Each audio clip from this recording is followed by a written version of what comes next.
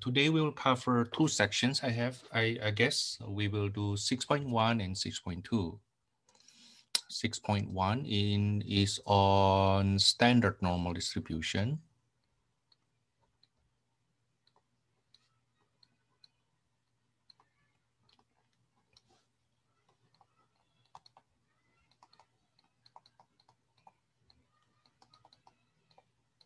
And 6.2 will be normal distribution.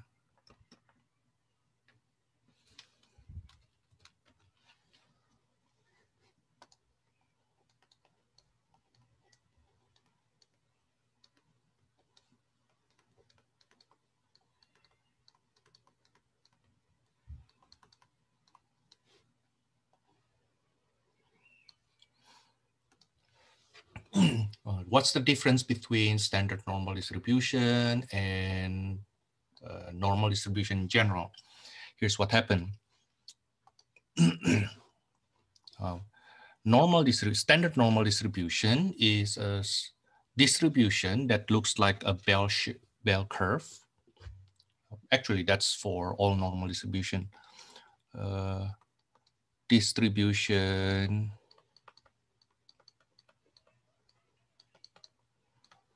is normal if I give you the general definition first. Okay, so this is not an accurate description of normal distribution, but a good introduction. First, that it is bell-shaped.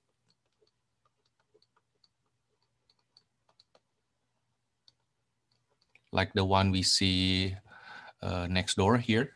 Okay, and then second, it's symmetric with respect to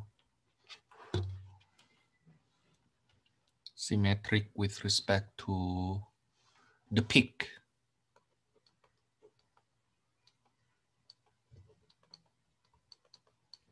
With respect to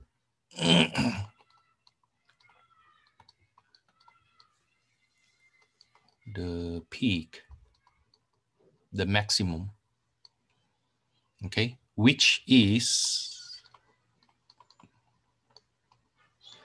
the mean.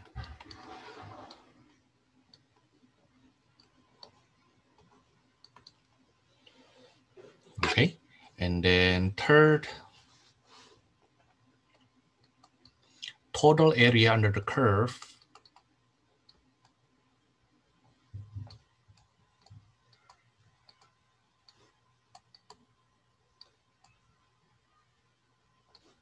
is 1. Now, if we talk about standard normal distribution, standard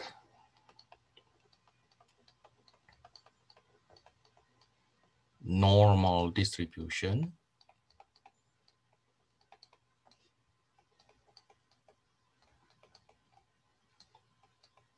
that's a special case of normal distribution in general, has the mean equals to 0.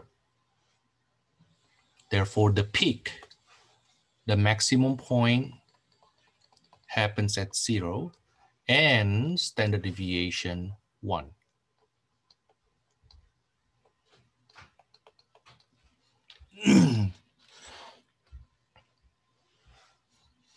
Okay, so the curve looks exactly like that.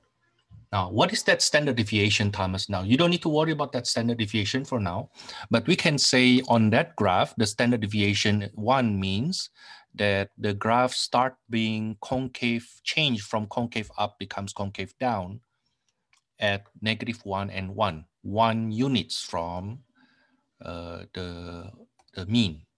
So you see, this is concave up, means it's facing up, like this is facing up. Okay, while this one here is facing down, like that. Okay, but we don't worry about that. We don't worry about that. That's just a description of standard normal distribution. Now, in general,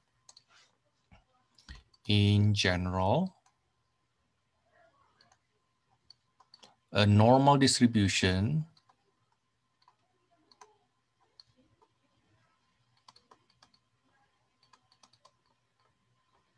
normal distribution X with mean mu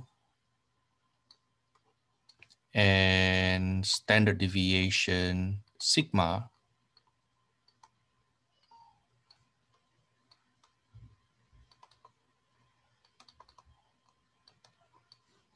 is denoted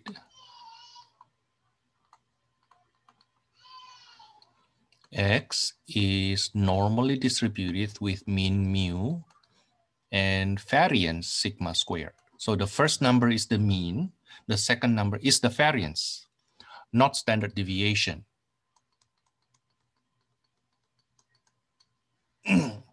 Now, standard normal distribution has the mean 0 and 1.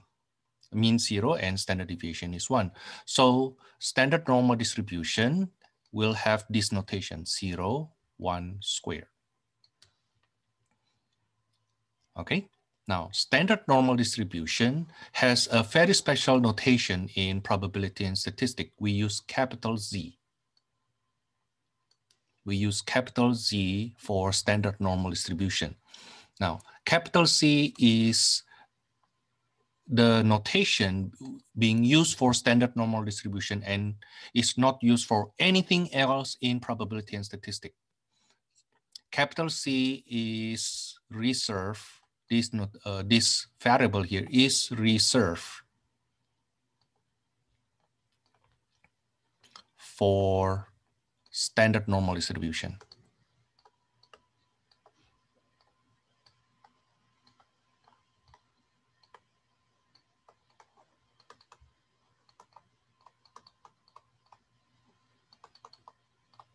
And we don't use it for anything else. Okay, so in probability and statistics, once you use Z, it has only one meaning and only that one. Now, a new concept. The probability of an event, probability of an event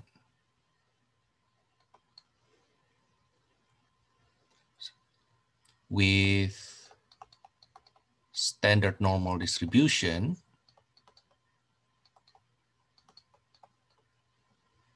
and in normal distribution in general is equal to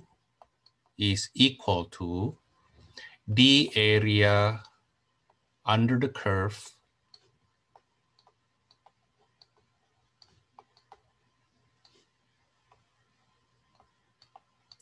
for the event.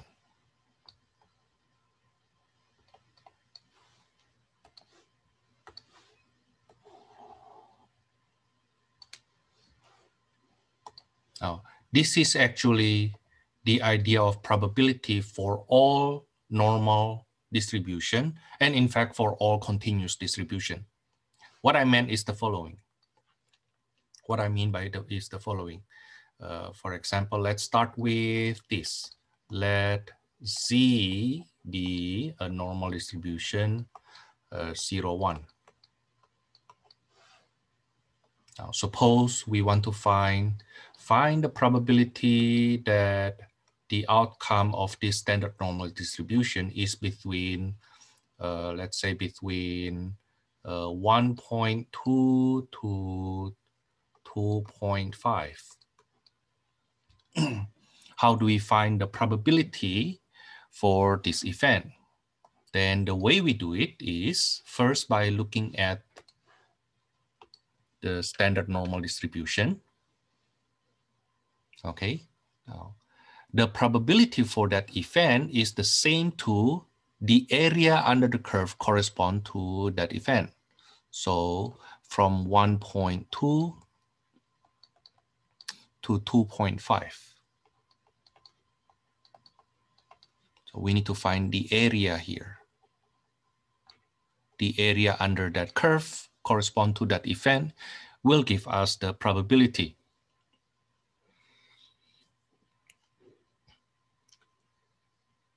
Okay, now then, to compute that probability, we will use calculator And it will be normal CDF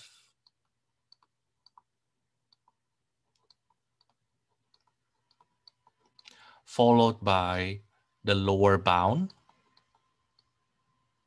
of the interval, that's 1.2. This is the interval I'm talking about, from 1.2 to 2.5.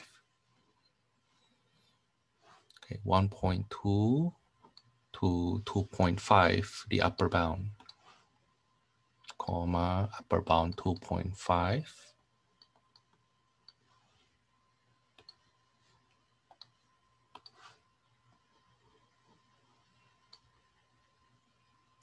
Okay. Now followed by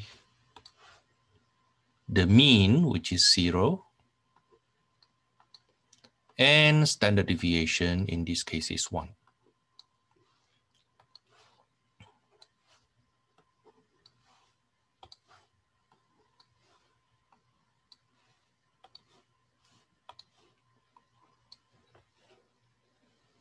Okay, normal CDF. The first number is lower bound, the second number upper bound, the third number the mean, and the fourth number is standard deviation. Now let me show you how to use your calculator. Now I believe this is in my lecture that you're supposed to have watched before today. Okay, but let me just go over that again. Okay, now where do you find that normal CDF? It is on second distribution. You see the second option is normal CDF. The second option is normal CDF. So I push down here. Okay, now the lower bound is 1.2. The upper bound is 2.5. The mean is 0. The standard deviation is 1. Now it's nice that TI-84 actually give you the prompts, like what you need to put in, the lower, the upper, the mean, and the standard deviation. For if you use TI-83, I think you need to set it in certain way so that it shows up like this.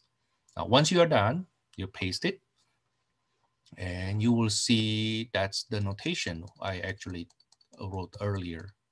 Normal CDF, the first number 1.2, the second number 2.5, the third number is the mean, the fourth number is standard deviation. And then I press enter to give me the result, 0.10886. That's 0.10886.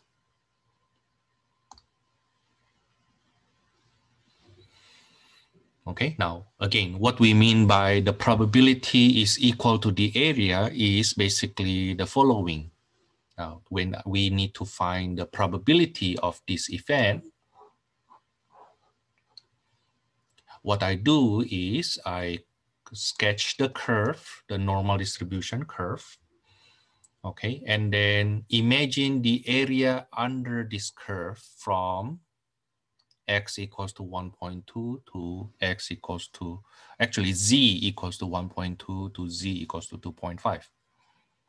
Okay, which is translated into that normal CDF, lower bound, upper bound, then followed by the mean and standard deviation. Okay.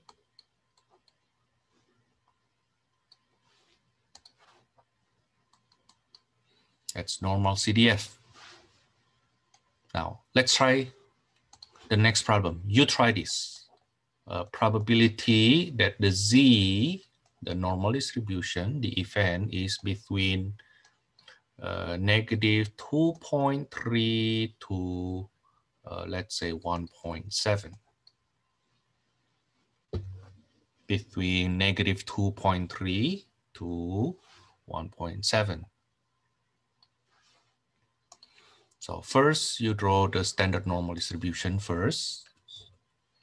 Okay, now, if this is the first time you see this, I strongly recommend you to sketch the standard normal distribution until you get used to it. Okay, Then later on, you can imagine that in your mind.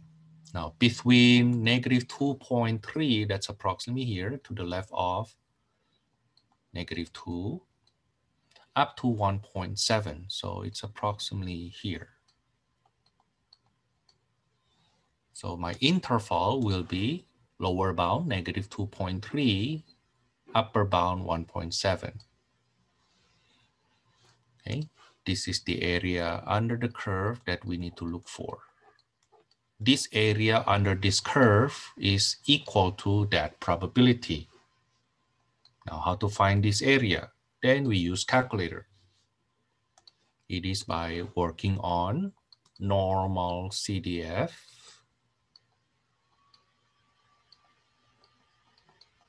Lower bound, negative 2.3. Upper bound, 1.7. The mean is 0 because it's standard normal distribution, right? Okay, and then standard deviation is 1. So then we use our calculator. Second distribution, Normalcdf. Lower bound, negative 2.3. Oh, by the way, when you use negative in our calculator, you always need to use this negative here, the one next to enter. Don't use subtraction sign. Again, don't use subtraction sign. It will give you error. Okay, use the negative next to the enter, negative 2.3. The upper bound is 1.7. The mean is 0. The standard deviation is 1. You enter and then paste it. Now enter again. That's 0.94471. 0.94471.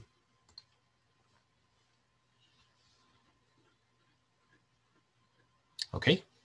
Now that's how we compute the area under the curve of standard normal distribution, which will in turn gives us the probability of the corresponding events.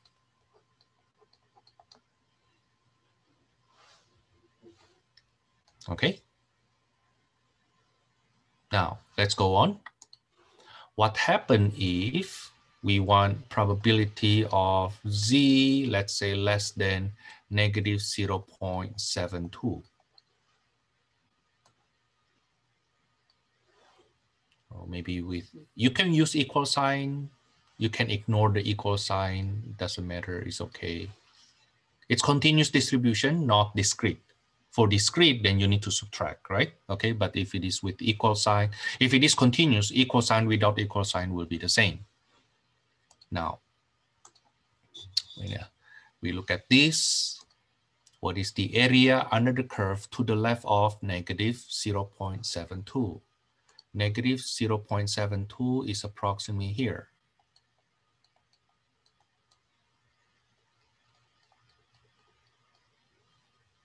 Right? Now then the area to the left of that will refer to this section here.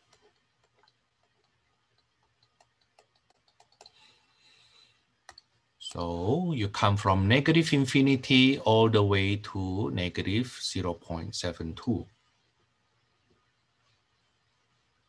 Okay, so the interval is from negative infinity to negative 0.72. That's the lower bound is negative infinity. Now, unfortunately, on our calculator, we don't have negative infinity. Our calculator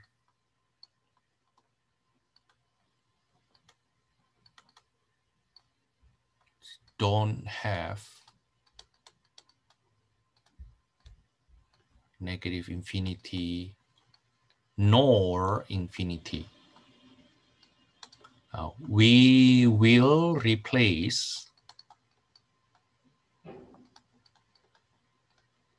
infinity by a very big number.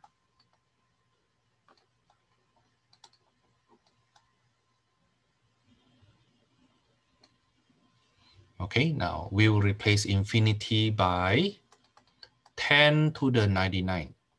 That's a very, very, very big number. Okay, now the thing is, on our calculator, we don't have 10 to the 99. Well, you can actually make a 10 to the 99. We will write it in notation that our calculator can understand, and that is E99, E to the 99.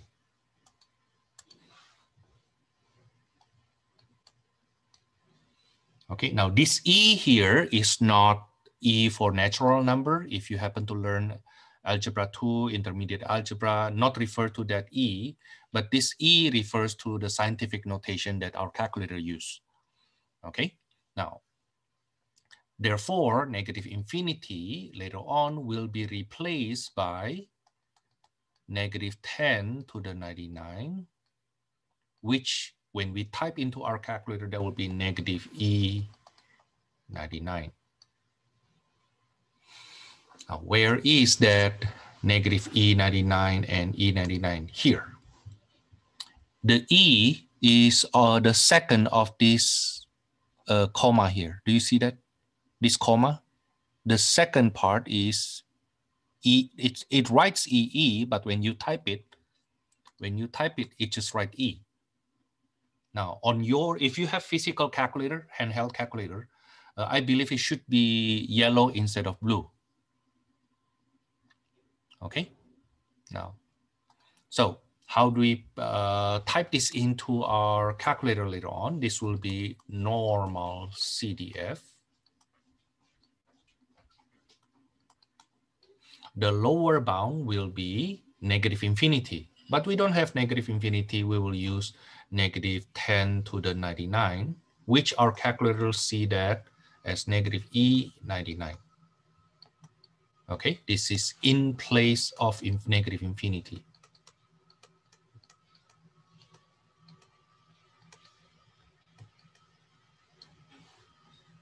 The upper bound is negative 0.72. The mean is 0, standard deviation is 1. Now again, how do we punch that in? We go to Normalcdf. For the lower bound, it's negative E99, right? Again, the negative should be the one next to the enter. E second comma, that's our E, 99. Is it okay? Negative E99. Now, the upper bound is negative 0.72. The mean already 0, standard deviation already 1. I paste it again, negative 23576. Negative 0.23576.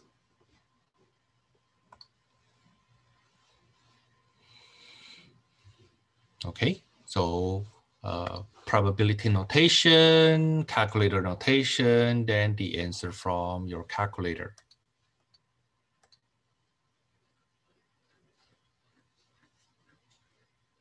Now, likewise, if we want, let's say, for example, find the probability that Z is greater equals to, let's say, negative 1.23. C is greater equals to negative 1.23. So we sketch the standard normal distribution. Okay, and then place negative 1.23 approximately here. You don't need to be super accurate. No need. Negative 1.23. Okay, just to give us, you don't even need this. You don't even need this. You don't even need this. This thing here, you don't need to write it down. Okay, when you sketch it. Just kind of like imagine, oh, negative 1.23 is to the left of 0, right? Okay, and then you need the area greater equals to, so it is the area to the right of that, right? Okay, so the area we need to compute is this area here, the area under the curve from negative 1.23 to infinity.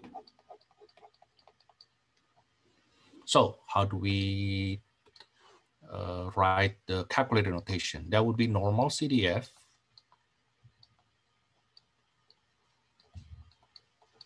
The left bound is negative 1.23. Lower bound is negative 1.23. The upper bound is infinity.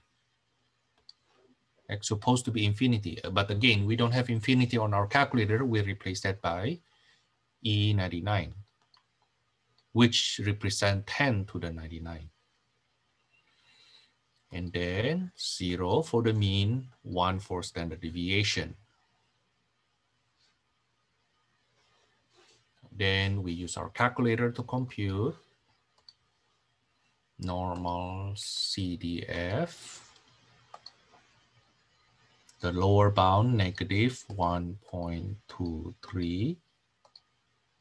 The upper bound is infinity, which I replace by E99. Now, this is a strange thing, though. Unfortunately, I cannot enlarge this, but if you take a look on your TI-84, the second for that comma is written EE, but when you type it, it just shows E. Okay? So, Thomas, you are confusing. No, not me. It's calculator's fault. Don't blame it on me. Okay, I just show you why the calculator may be confusing here. But I mean, once you understand what they write, kind of like how to say, understand what they write and the difference between what they write on the board here and what happened if you type it in, you should be able to adjust. Okay, now then the probability will be 0.89065. 0.89065. Now we have more and more calculator notation that you need to learn though. So far we have, before this, we have binomial, right? Binomial distribution. And then after that we have Poisson distribution. Now we have normal distribution, right? Not to say that prior to that we have permutation,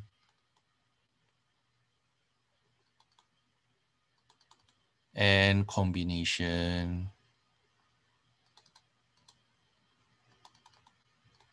right? Exclamation, the factorial notation,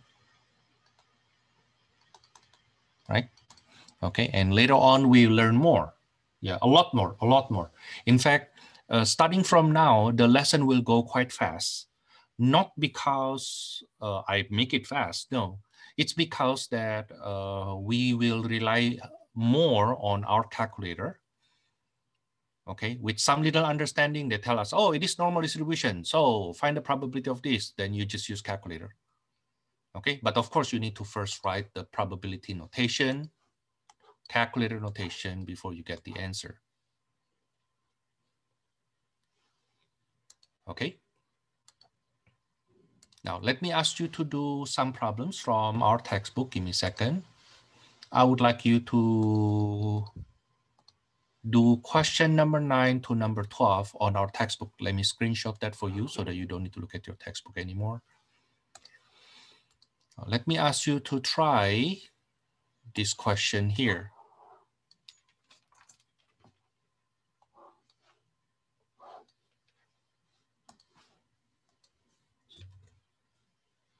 Call this example 2. This is problems from section 6.1. They give you the picture, okay? They give you the picture. I need you to do it in the following way. So question for number 9, for example, the first one, write the probability notation.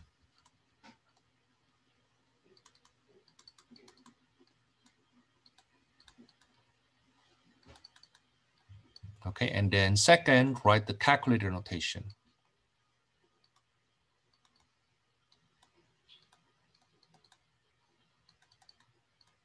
Then after that, you write the result, calculator result.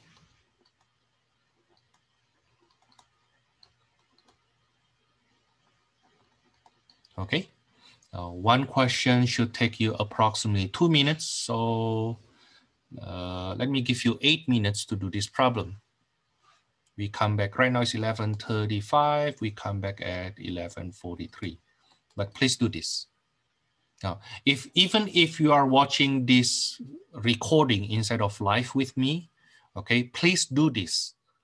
You need to know how to punch your calculator, okay? In your tests, I will not tell you how to punch how to use your calculator anymore. You need to get used to it, okay? You need to get used to it.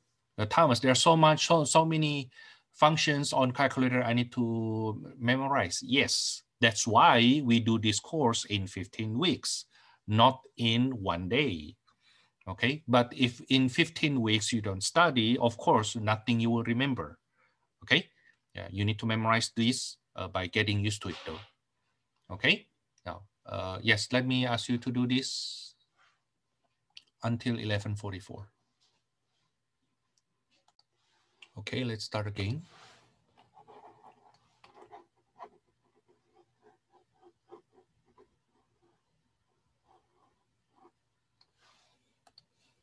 Number 9, probability notation, probability that C is to the left of 0.44.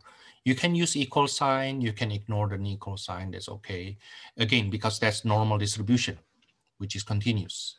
Now then, calculator notation, normal CDF,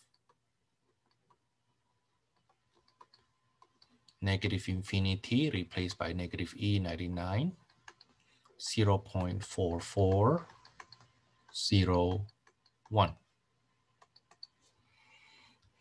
Then you use your calculator to compute it.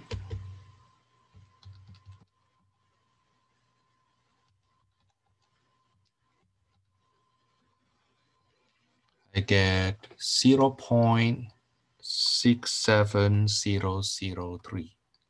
That's for number 9. Number 10, probability that to the right of negative 1.04, C is greater equals to negative 1.04. That is normal CDF, negative 1.04 to infinity, replaced by E99. The mean is 0, standard deviation is 1.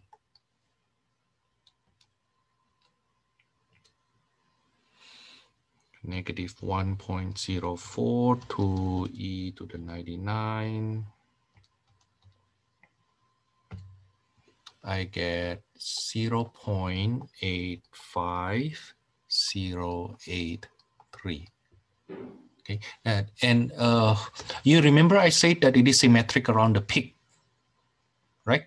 Symmetric around the peak. So the area of one side of the symmetry will be 0.5, right? The area of the one I just shaded here is 0.5, and apparently the area to the right of negative 1.04 is more than 0.5. This is 0.5 plus something, you see? Okay, so it should be more than 0.5 just from the picture. Okay, number 11. Number 11, we need to find the probability, which is the area under the curve between negative 0.84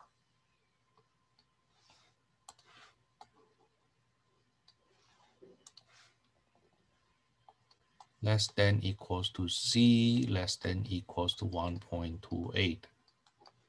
That is normal CDF. Lower bound, negative 0.84. Upper bound, 1.28. The mean is 0, standard deviation is 1. Now, if you think I'm a bit too fast and you want to follow me with your calculator, feel free to pause the recording. Okay, and then work it out on your own and check if you get the same answer with mine.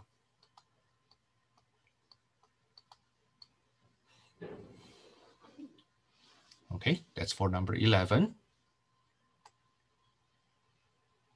Number 12, that's the area under the curve under standard normal distribution between negative 1.07 to 0.67.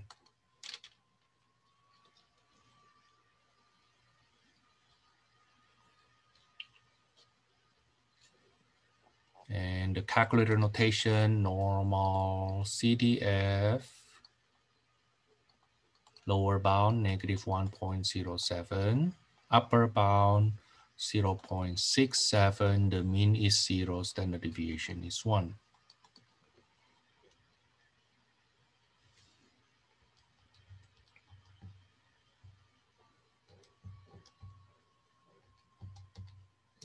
And from my calculator, I get 0.60626. Okay, now that's when we need to find the area under the curve, which is the probability. Okay, now let's learn something new, slightly new.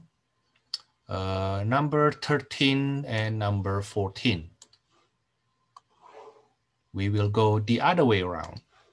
Let me screenshot for you.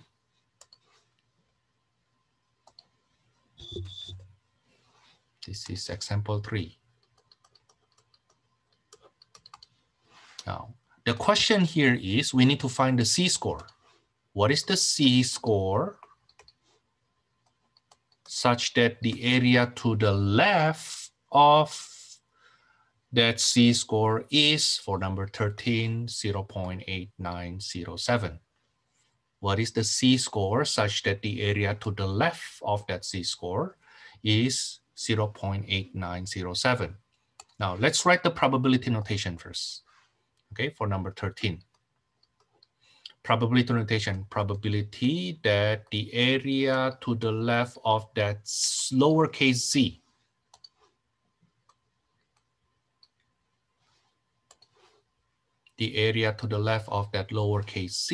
is 0.8907. Now, in earlier example, they give us the C-score.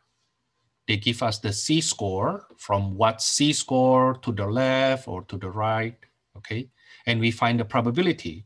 Now, what happened in the last two questions here, number 13 and 14 from our textbook, it's the other way around. They tell us the area to the left, which is the probability, is 0.8907. Now, what is that Z? What is that C-score? Now, the way we compute that will be Z is equal to inverse norm, okay, comma. Now, when you use inverse norm, you always need to do the first number always area to the left, area to the left, which is 0.8907. Now, followed by the mean and standard deviation. The mean is 0, standard deviation is 1. Hold on, Thomas, how do you know that the mean and standard deviation is 1? Well, it's standard normal distribution. How do we know it's standard normal distribution, Thomas? Because they use Z. Okay? We don't use Z if it is not standard normal. It has to be standard normal once you use Z-score. Okay? Now, how to punch this on our calculator? Let me share with you. You will go to distribution. Now, inverse norm is right below normal CDF. Inverse norm is right below normal CDF. Now, then the first prompt here, what is the area? And it always refers to the area to the left, always area to the left. which is 0.8907. The mean is 0, the standard deviation is 1. Paste it, boom. So the C-score is 1.23026. 1.23026.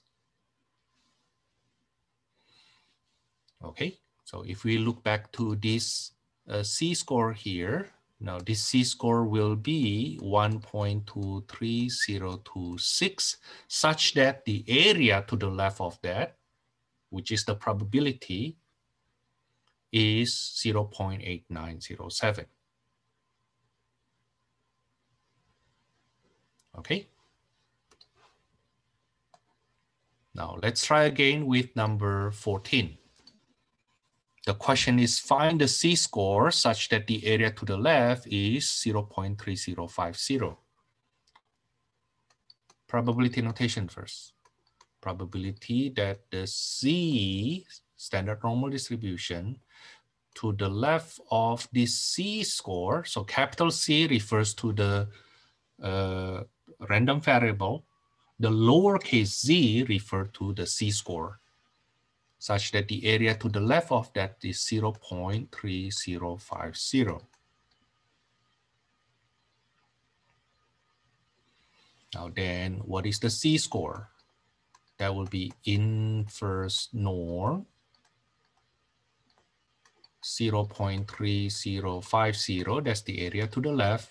The mean is 0, standard deviation is 1.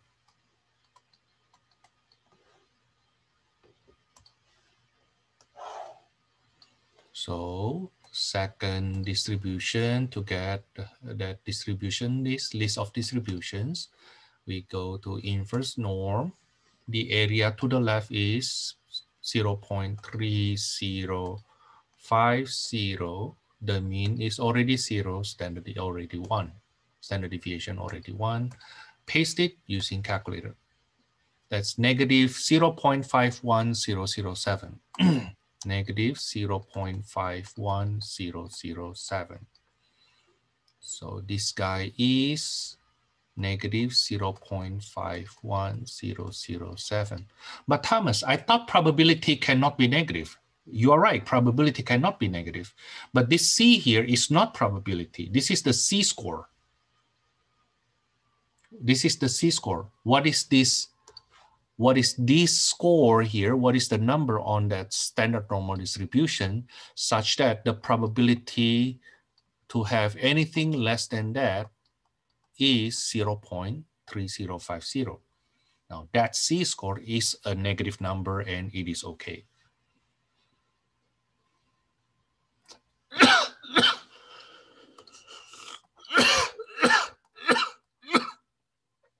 Okay. Now let's go on with number 15 and 16. We have some little variation. Number 15 and 16. Give me a second, I screenshot for you.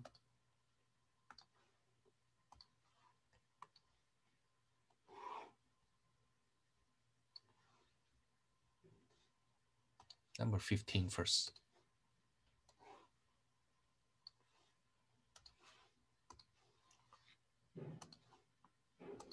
Number 15, we have this. So we need to find the C-score such that the area to the right of that is 0.9265. Let's write the probability notation first. Probability that the area to the right of that C-score is 0.9265. Now, here's the thing.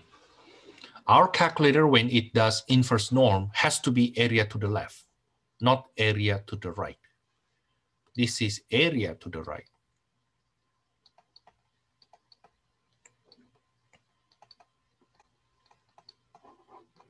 But our calculator, inverse norm is always followed by area to the left, not area to the right. followed by mean and standard deviation.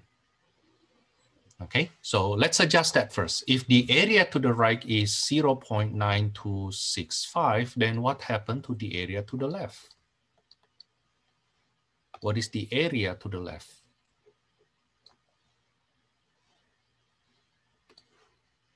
And it must be 1 minus that, right? Must be 1 minus that. Will be 1 minus 0.9265 because the total area is 1, right? Okay. So the probability that the random variable standard normal distribution is less than the z-score is 0.0735.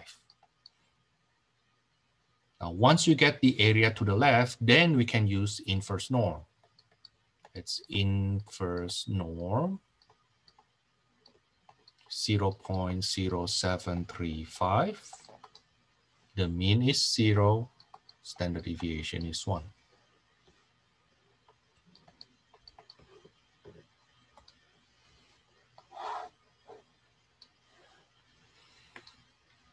Inverse norm 0.0735. That's the area to the left. The mean is 0, standard deviation is 1. Paste it. We get the z-score is negative 1.45021. 021.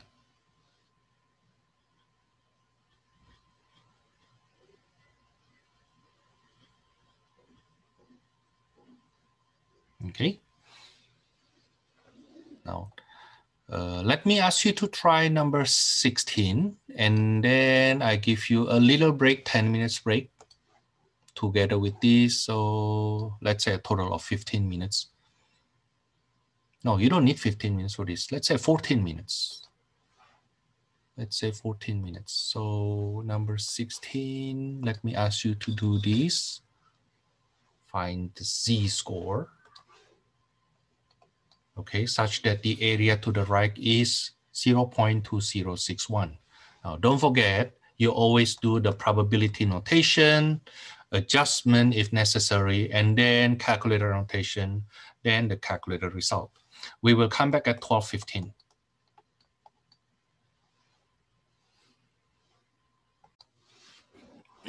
Number 16, probability notation. That's probability that the random variable is greater than the unknown z is 0.2061. But that's the area to the right. I need the area to the left. The area to the left, therefore, that's the area to the left.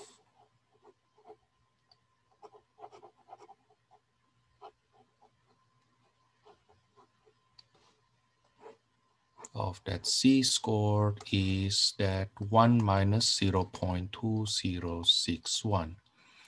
That is, the area to the left is 0.7939. So the z-score will be given by inverse norm, area to the left 0.7939. The mean is 0, standard deviation is 1.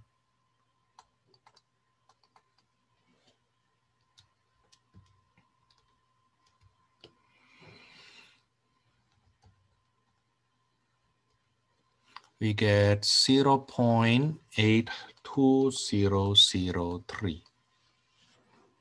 So the z-score here, is equal to, 0.82003. So later on, if we use probability that z to the right of 0.82003, right? When you use calculator Normalcdf, 0.82003 to infinity the mean 0, the standard deviation 1, then you will get 0.2061 rounded to 4 decimal places. Okay, that's what it means. Now, make sure you watch the lecture from the one I presented. Let me show you what I meant. Give me a second.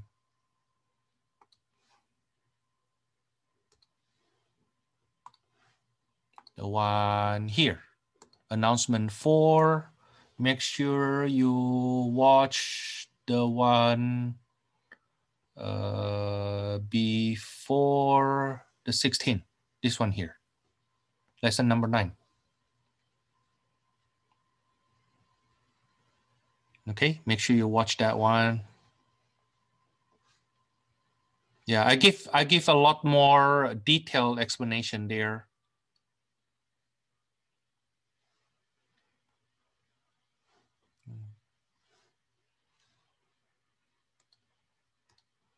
Now, then let me go back to our lesson. Like what I said earlier, that in my lecture, I already did a lot, enough that if you watch my lecture videos, actually you can start studying for your test 3 already, you know. So for the next 2 lessons. Yeah, so this is for today, right? If you watch lesson number 10 and lesson number 11, then you can study for your test 3 already. Okay, yeah, please do so though. Please do so. Now, let me go on with 6.2. Again, this is to supplement what we have, not to substitute, but to supplement what I have done in my lecture. Now, what is normal distribution? Normal distribution is still the bell shape, symmetric around the peak, but the peak is not necessarily 0 anymore. It can be any other number, and the standard deviation can be other number. Okay, so X is normally distributed with mean mu and standard deviation sigma. So I'll write sigma squared here. The area under the curve is still 1. And because it is symmetric, then the area to the right of that mean is equal to 0.5. The area to the left of the mean also 0.5. Okay. Now, so what do I need to teach you here? It's just the adjustment from standard normal distribution to normal distribution. First, we will learn how to see a general normal distribution from standard normal distribution point of view. Let's take a look on question number 5 to number 8 from this 6.2. And I hope you see that nothing really new, but different numbers. Number 5 to 8, find the area of the shaded region, which implies the probability.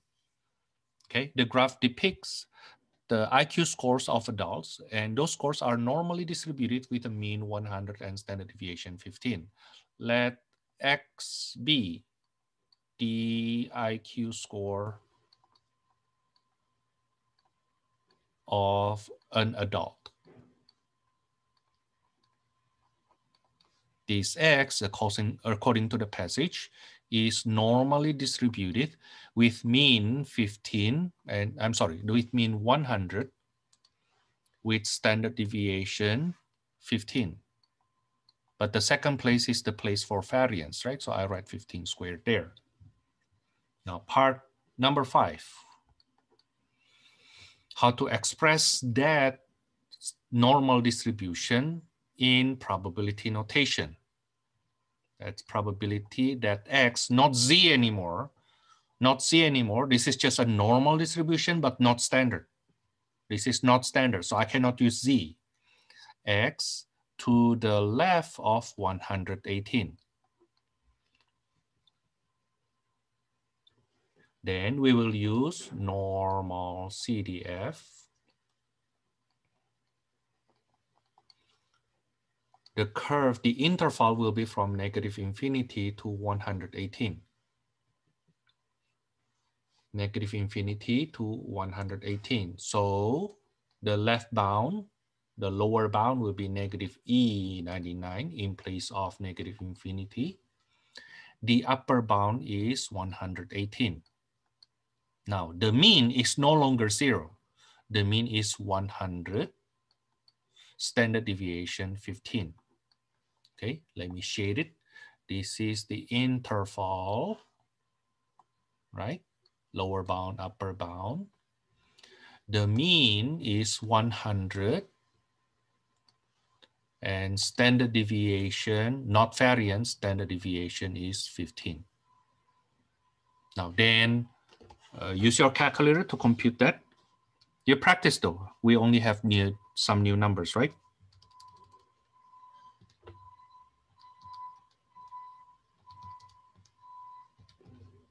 I get 0.88493.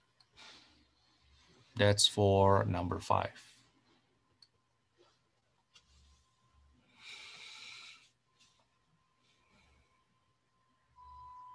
Okay, that's it. That's it. Actually, once I teach you that 6.1, 6.2 just a variation from what we learned in 6.1. Of course, toward the end of today, I will teach you, I will show you why we do it this way, the inner work of z-score, which is something you don't really need to do problems from here, but you will need to do that. You will need that notion later on, how to find the z-score to do one problem in my tests, which I consider a bit more advanced. Not a lot of students can do that. Number 6, probability that the random variable is greater than 90, greater equals to 91. That's normal CDF. The interval will be from 91 to positive infinity. So the lower bound is 91, upper bound is infinity replaced by E99. The mean is 100, standard deviation 15. Then I use calculator.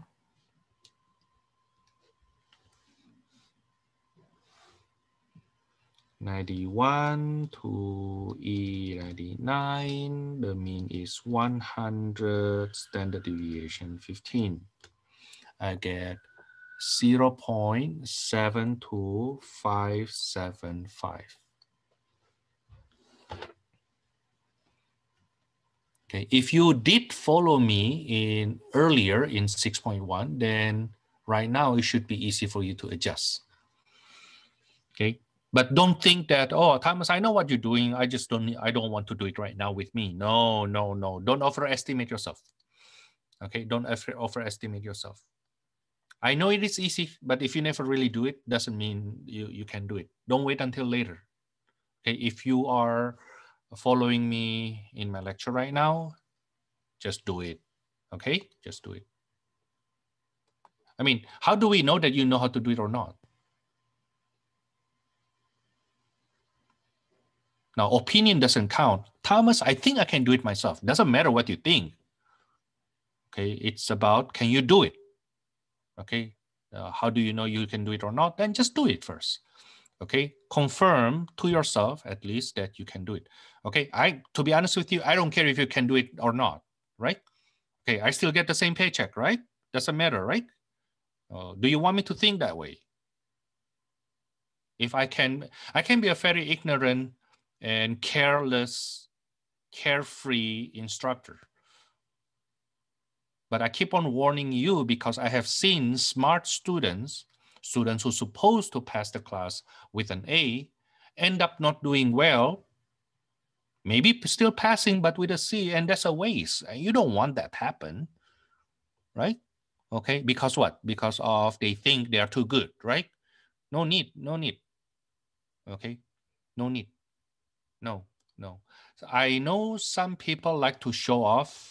And I myself consider, I think I am that kind of person also when I was a student. But behind the scene, I still study.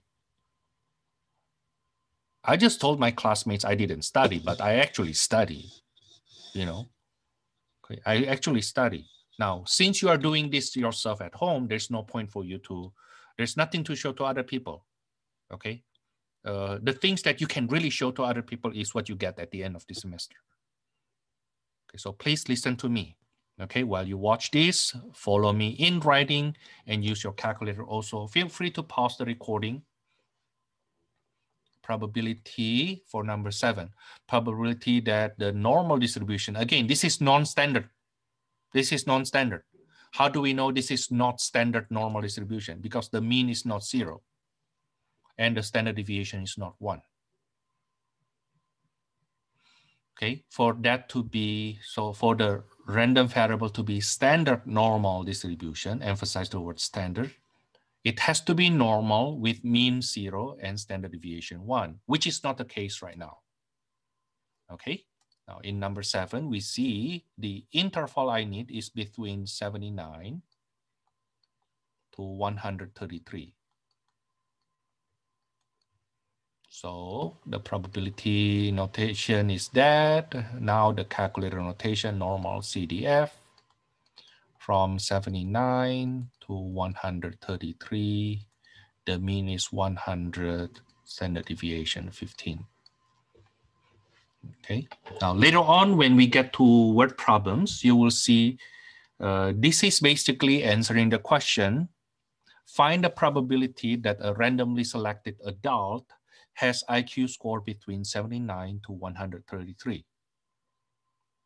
Let me say it again. The interpretation. What are we doing here? This is the same to the probability that a randomly selected adult has IQ score between 79 to 133.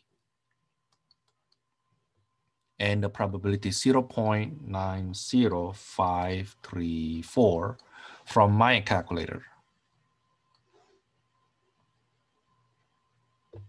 Okay, number 8, let me do it here. We need to find the area under the curve between 112 to 124. Probability, which is the area under the curve, that a randomly selected adult have IQ score between 112 to 124. Now, again, because this is continuous distribution, then when you write the probability notation, it makes no difference if you use equal sign or no equal sign in your inequality. Now, what is the probability that a randomly selected adult has IQ score between 112 to 124? That's normal CDF. 112 is still up lower bound. Upper bound 124. The mean is 100. Standard deviation 15.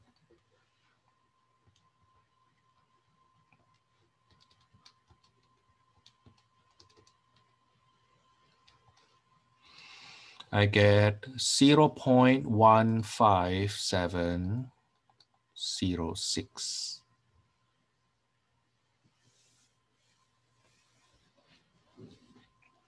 Okay, now let's continue.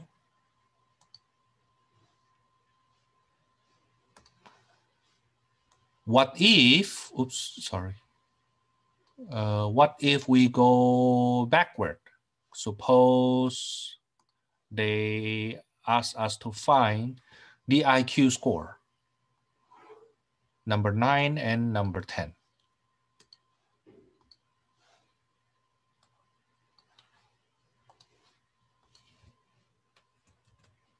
Number 9 and number 10.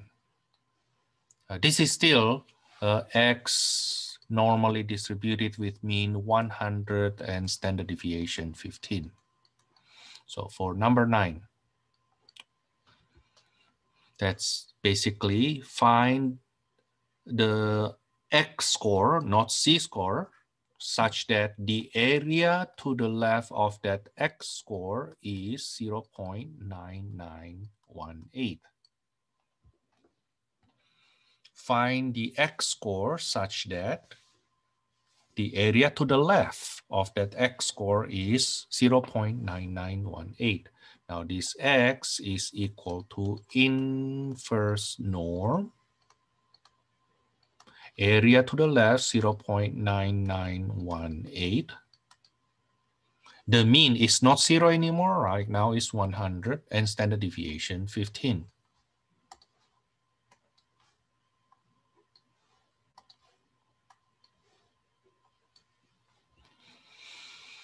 Okay. Now, then we compute using our calculator. You get your inverse norm, which is right below Normalcdf. Inverse norm, 0.9918. The mean is 100, standard deviation 15. I get then this X scored is 135.99835. Now our textbook will round it to 136.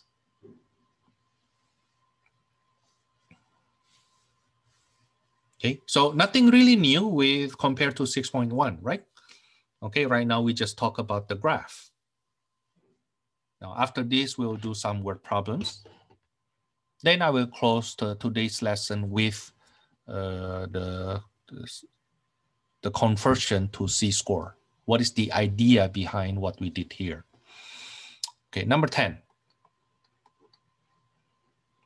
What is the probability that the random variable greater than an X score is 0.1587. This is the area to the right. So I need to adjust that to the area to the left. If the area to the right is 0.1587, then what will the area to the left be? Now that will be 1 minus that, right? It will be 1 minus 0.1587.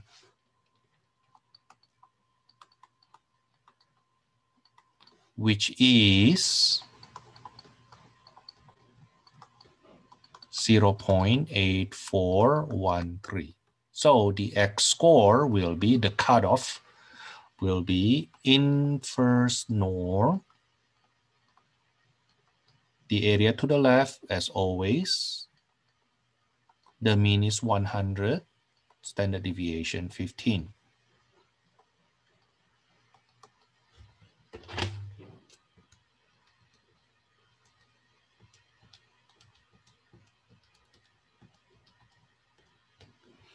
I get 114.99723. That's the cutoff. Our textbook will give the answer 115. But for us, we just round it to 5 decimal places. Don't round it to the unit. If you need to round to 5 decimal places, unless otherwise stated. Okay, but if I don't say anything, round it to 5 decimal places. So we are basically done with this material. What we will do next is apply this to word problems. Okay, let's say we take a look on, let's see number 13 to number 18. Give me a second, let me screenshot that for you.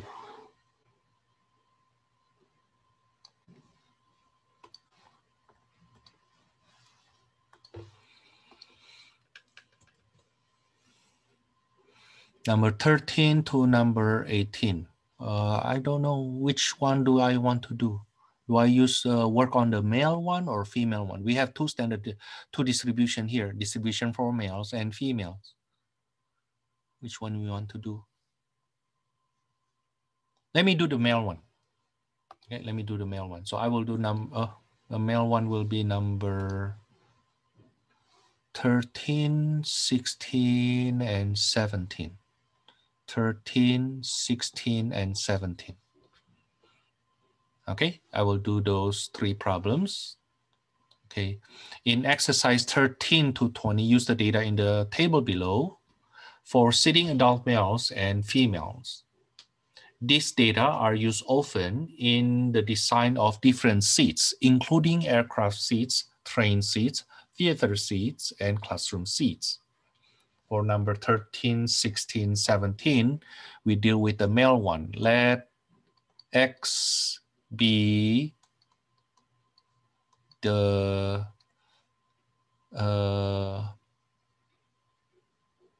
sitting back to knee length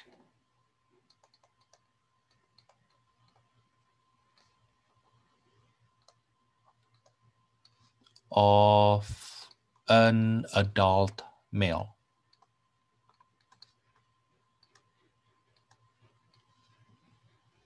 So for female, you may want to use different notation, or you use, I use X1 here. For female, you use X2. Okay, but don't use X for both of them. Okay, now then X1 will be normally distributed with mean 23.5 and standard deviation 1.1. I squared it here because that's for variance. Number 13.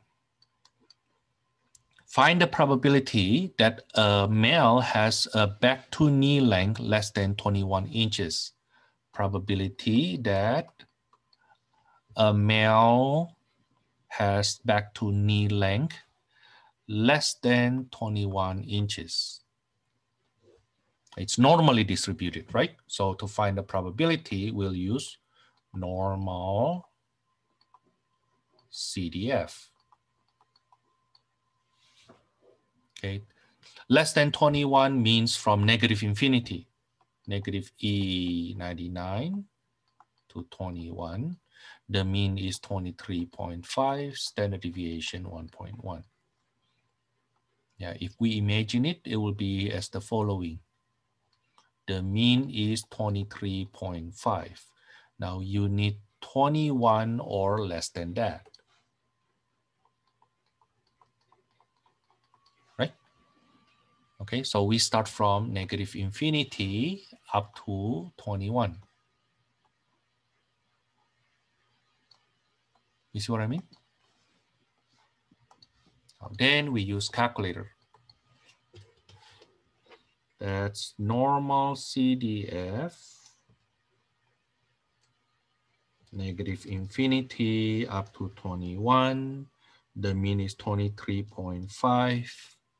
Standard deviation is 1.1. I get 0.01. Oh, I'm sorry, 0.01152. Why I feel like something not right?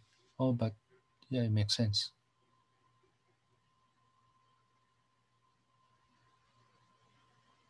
Yeah, it makes sense.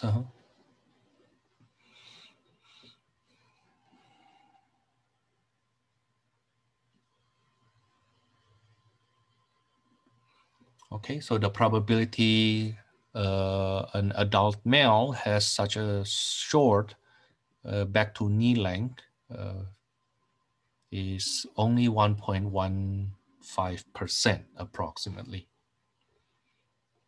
Number 16. Find the probability that a male has a back to knee length between 22 to 24 inches. Probability that back to knee length of a male adult is between 22 to 24 inches. That is, now calculator notation, normal CDF. Lower bound is 22, upper bound is 24, the mean is 23.5, standard deviation 1.1.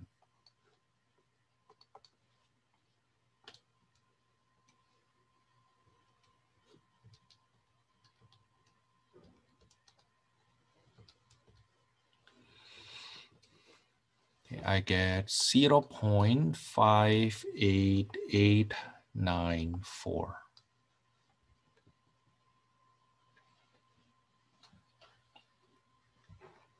Okay, that's for number 16. The probability that an adult knee length is between 22 and 24. Number 17. For males, find P90. P90 means 90th percentile.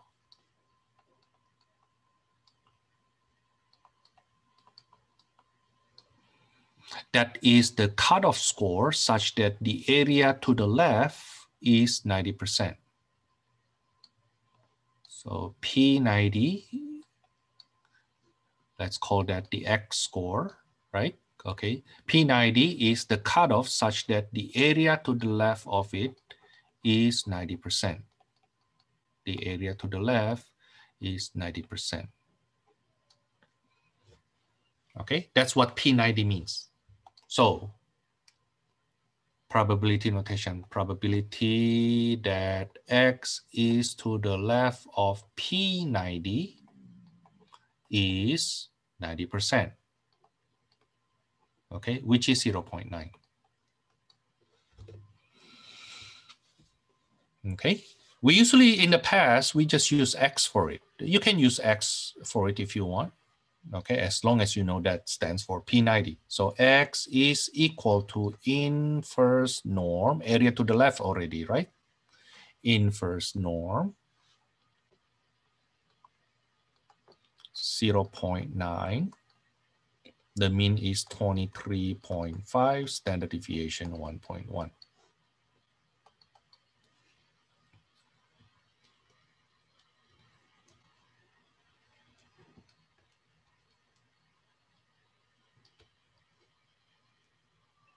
I get 24.90971.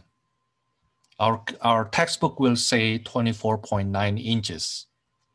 But for us, let's don't round it that much, round it to 5 decimal places instead. Okay. Now, let's take a look on the inner work. Inner work of a normal distribution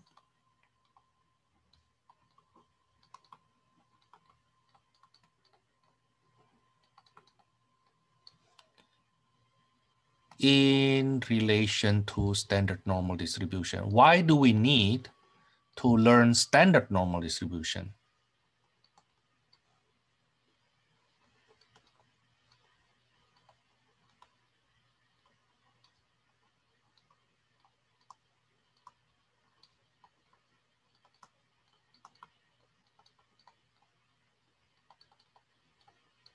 Okay, our textbook explain it, and in fact, the numbers are that our textbook get in their solutions actually using this method.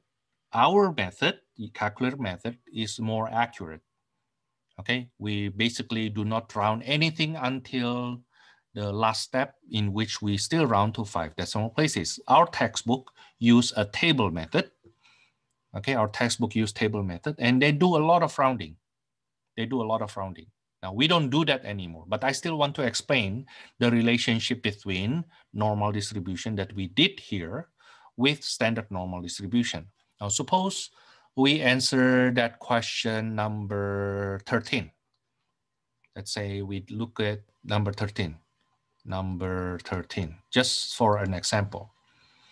Okay, we have, give me a second.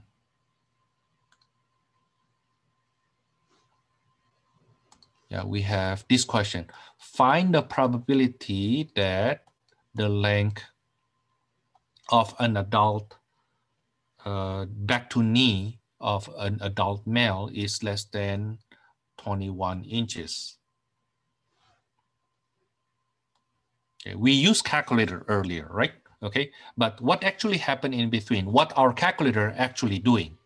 Our calculator actually doing the following. We have a standard normal distribution X with mean 23.5. And we want to find the area to the left of 21, right? Now, what our calculator actually doing is to convert that X distribution, this normal distribution, to standard normal distribution. Z, where 23.5 corresponds to 0. Okay, now we want to find the Z-score correspond to that x equals to 21. What is this Z-score here? Now, the area to the left of that Z-score is the same to the area to the left of that 21. The area are the same.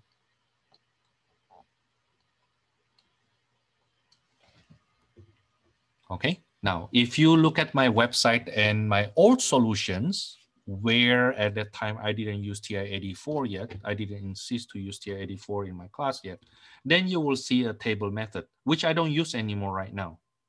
Again, I do not use table method anymore. So you should not use the solutions that I have on my website where I use table method at the time. Now we use calculator method. Okay, but what was done at that time? At that time, what we did first is we standardize.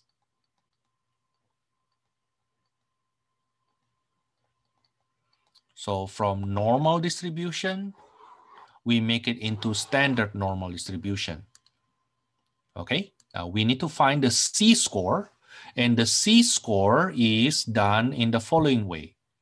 The Z-score is equal to the X-score 21 minus the mean. Maybe I write down the formula first. X minus mu over standard deviation. That's the Z-score formula from X-score to Z-score. So the Z-score here is 21 minus the mean 23.5 over standard deviation 1.1.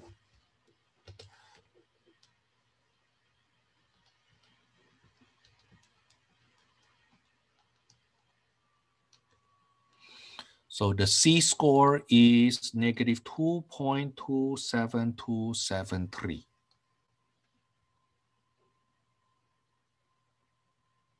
Now, so when I standardize, the probability now in standard normal distribution is less than negative 2.27273. Okay. This guy that we get here is actually this guy. That is the Z-score correspond to 21 in X-score. Now the area to the left of that 21 is the same to the area to the left of that negative 2.27 in standard normal distribution. Now, in my old test, because we use table, then we will round it to only 2 decimal places. Why? Because the table gives us the area to the left of 2 decimal places, Z-score only.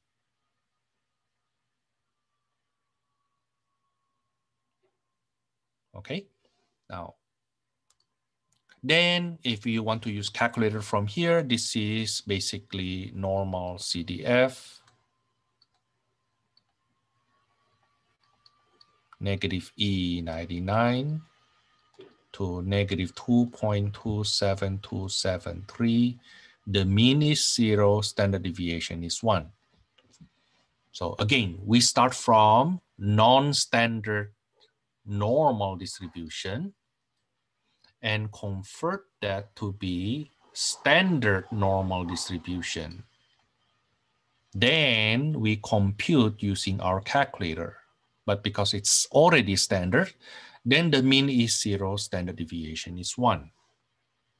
Now, when you compute this, we expect the result is equal to or at least very close to the result we get in number 13 earlier.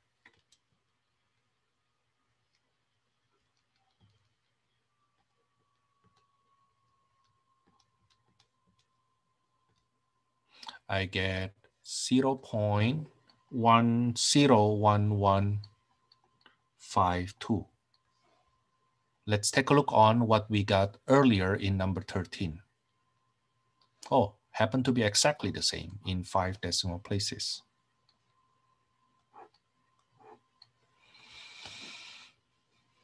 Okay, so the bridge between the table method that I just show you here and calculator method is the standardization process. And this is the C-score formula.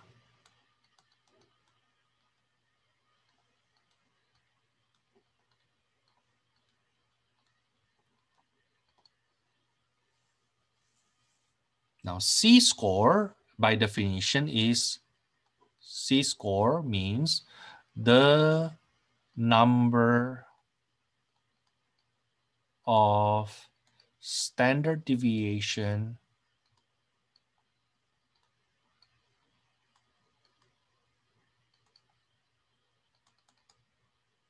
away from the mean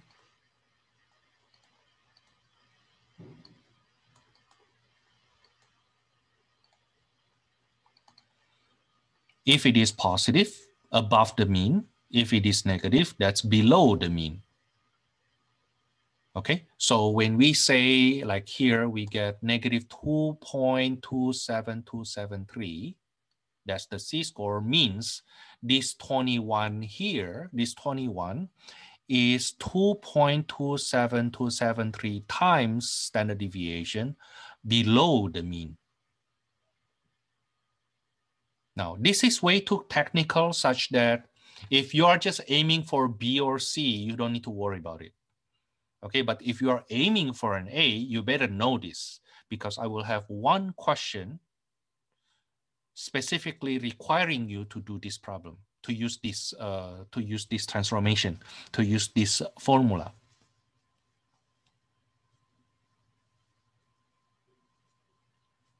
Okay.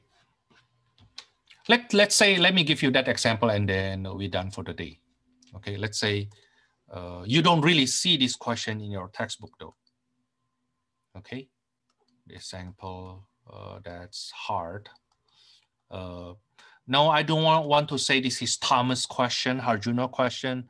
No, this question is quite often asked in university level, like USC, UCLA, UC Berkeley, MIT, Harvard. They usually ask this kind of question. Okay, let's say for example, let's say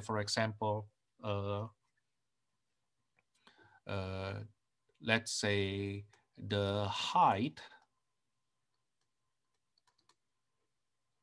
of a certain of adults in a certain community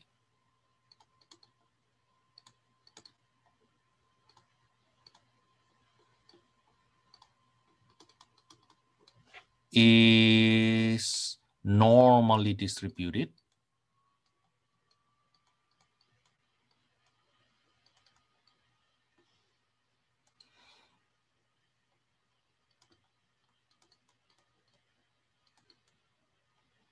with standard deviation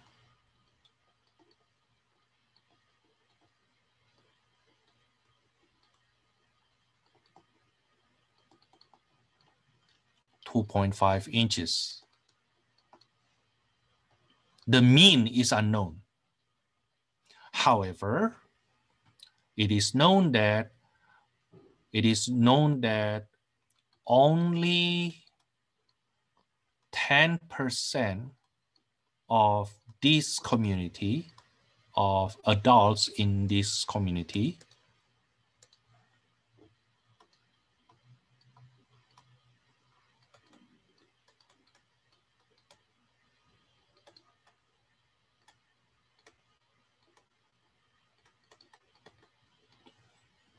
has height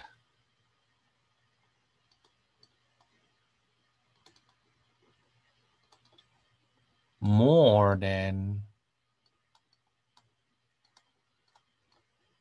6 feet 2 inches. To keep it simple, height more than 6 feet. Only 10% of them has height more than 6 feet. And the question is, find the mean.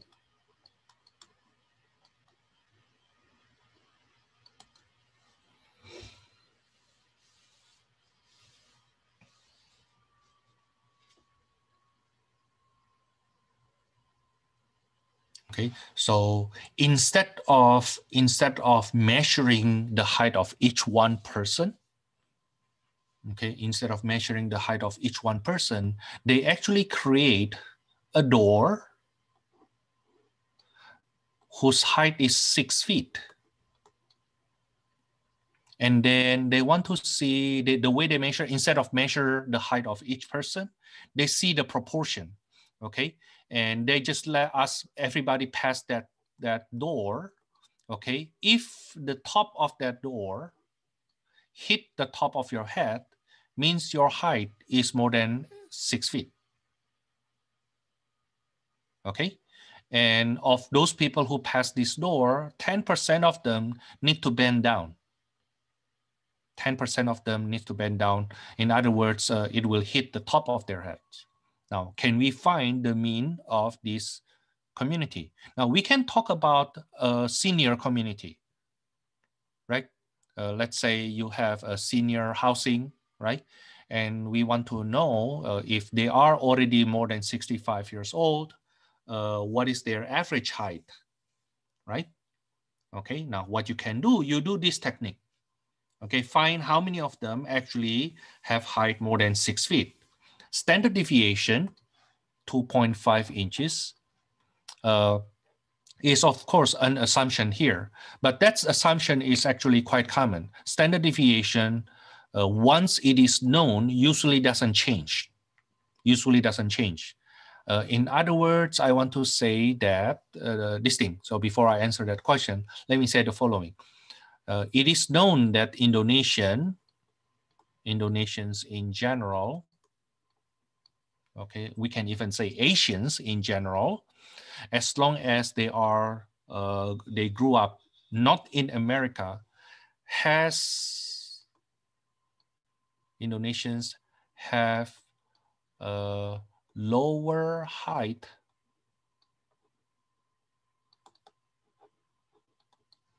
compared to Americans.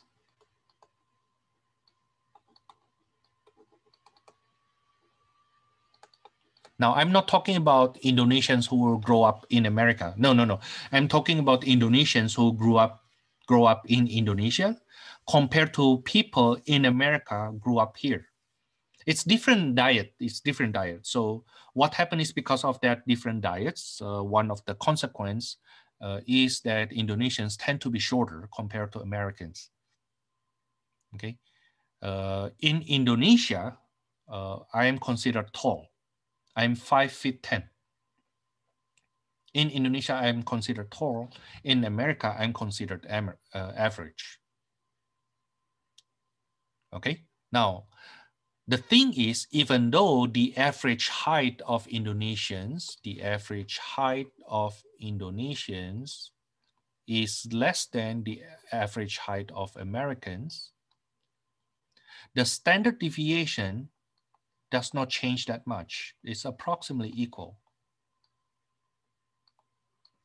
And it has been consistently like that from year to year. In other words, standard deviation is harder to be stable, but once you can find that number, in this case 2.5, it doesn't change that much. Like 10 years ago and 10 years right now, the standard deviations are pretty much the same. 10 years ago and now, the average height very likely already changed. The average, the mean, already changed, but the standard deviation has not changed. Okay, and between Indonesians and Americans, the standard deviation also not that much different. Like if they differ by very little bit. 0.5, I mean 2.5 and 2.51, let's say. That's how small it is. Okay, now let's come back to this question. So the assumption of the standard deviation 2.5 being used is actually not out of line. It's quite common way to compute that, okay, to use that, okay.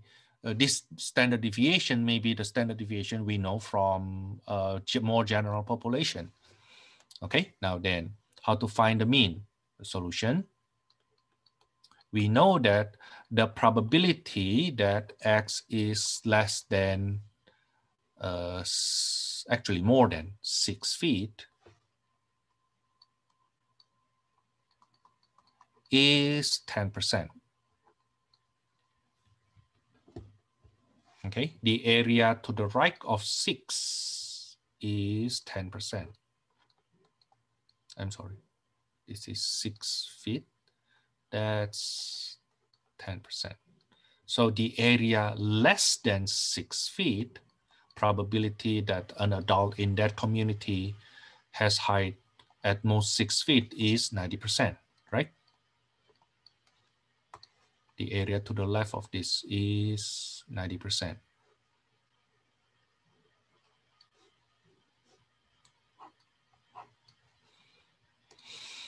Okay.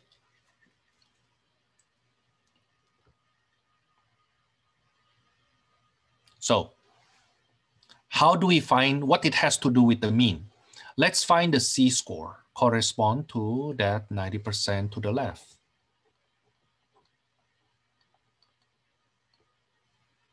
Six minus mu over 2.5. That's the C-score, right? Is 90%. So 6 minus unknown mu over 2.5 is inverse norm 0.90. Oops. It's already standardized, so the mean is 0, standard deviation is 1.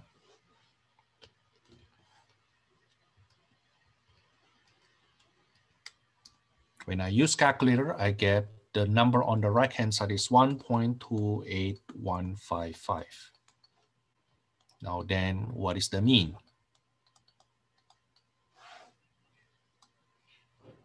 See, so notice that I use standardized form here so that I can use inverse norm, right? Okay, now then we get this equation. Solving for mu give us the mean that we look for. As this is the only way to do it at your level. And that's why we need to know how that C-score formula. Okay, and you of course need to also know how to solve an equation. That's 1.28155 times 2.5. That's 6 minus mu.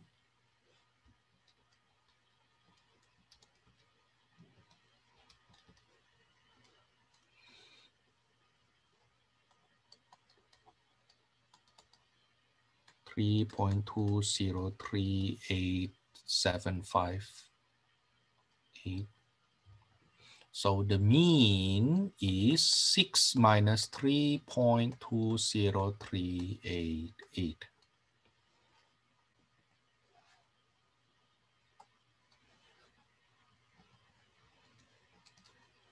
So the mean is 2 feet something.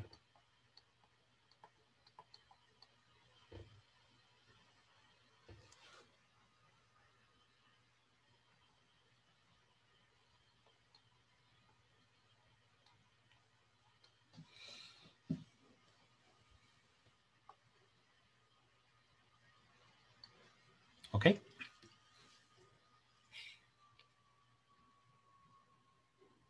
The average is way too low, huh? What kind of community is this? I don't know. This is hypothetical, very hypothetical. Okay, very hypothetical, but this is basically how we do it. Okay, this is basically how we do it. Okay, this is where I will stop. And next week, we will do make sure you watch the lecture video, lesson 10, I believe, or is it lesson 10? Yeah, maybe lesson 10. Yeah, basically the one on announcement 4, you see which lesson you need to watch before the 23rd. But next week, we will do 6.3, 6.4, and Bayes' theorem.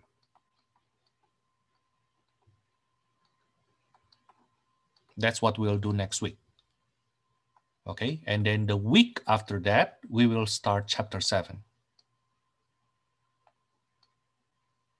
Okay, on April 30th, then we'll start chapter 7. There is a chance that even next week we already start chapter 7. There's a chance that even next week we already start chapter 7. But even so, that will be just the introduction of chapter 7. Okay, chapter 7 is estimating parameter of a population. Anyway, just watch the video first then. Okay, see you next week.